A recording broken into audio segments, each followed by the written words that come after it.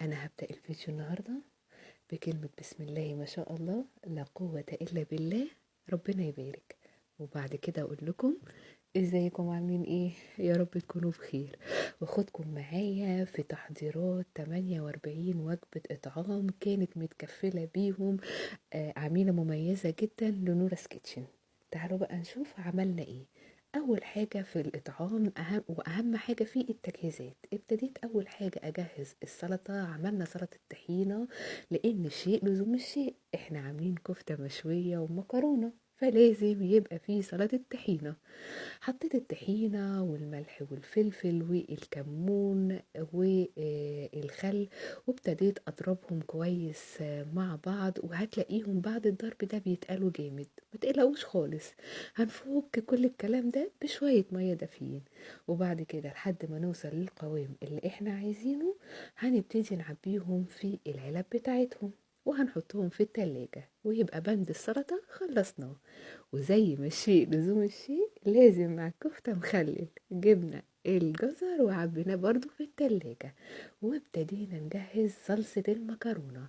حطيت معلقة سمنة كبيرة بلدي ومعاها فص من المستكة واستنيتهم لما ساحوا، وحطيت عليهم بصلاية كبيرة مبشورة وابتديت اقلبها لحد لونها ما يبقى اوف وايت. الطريقة دي تحفة جدا للمكرونة، اتمنى من كل قلبي ان كلكم تجربوها. بعد ما حطيت البصلة وبقى لونها اوف وايت حطيت معلقة من التوم الكبيرة، يا دوبك هتاخد تشويحة على النار. هننزل بعد كده بالصلصة، علبة صلصة كاملة طبعا علشان الكمية كبيرة. ابتدينا نقلبها على النار، اخدت تحميرة ممتازة كده مع البصل والثوم.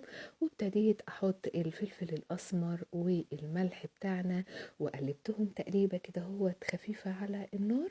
وابتديت احط زعتر ومرقة دجاج حسب الرغبة، يعني لو انت مش حابة تحطي مرقة دجاج بس بتنقل الوصفة دي في حتة تانية خالص. اتمنى ان انتوا تجربوها. بعد كده حطيت عصير الطماطم وزودتها كمان مية وسبتها على النار لحد ما تتسبك. شايفين قوامها عامل ازاي؟ هنا كانت ابتدت تتسبك شوية. طبعا برضو الصلصة انا مجهزاها من قبلها بيوم. انا بوريكم شايفين تقلها والطماطم فيها عاملة ازاي. بعد كده هنجيب المكون الخطير اللي انا ما بستغناش عنه، كريمة الطبخ او الكريمة عامة. انا هنا بستخدم كريمة الحلويات مع الطبخ علشان نسبة الدسم فيها بتبقى اعلى من كريمة الطبخ ذات نفسها. الاتنين ينفعوا، يعني لو جبت كريمة طبخ هتنفع زيها زي كريمة الحلويات او كريمة الخفق. بعد ما اتسبكت وحطيتها على النار تاخد كده مع الكريمة شوية، طفيت عليها وابتديت وحطيت عليها بعد كده حزمة من البقدونس المبشور. خلصنا الكلام ده كله، جينا بقى تبلنا اللحمة بتاعتنا. جبنا اللحمة عملناها بالبصل والملح والفلفل وجوز الطيب بس، وعجناها كويس مع بعض وحطيناها في التلاجة علشان تاني يوم ناخدها وللراجل يشويها على الفحم. اتأكدت ان الراجل جهز الفحم وولعه وابتدى يهدي عليه وابتدى يصبع صوابع الكفتة. رحت سايباه وطلع على البيت علشان ابتدي في سلق المكرونة. الكلام ده بيتعمل في يوم الوجبات علشان الحاجة توصل سخنة للناس.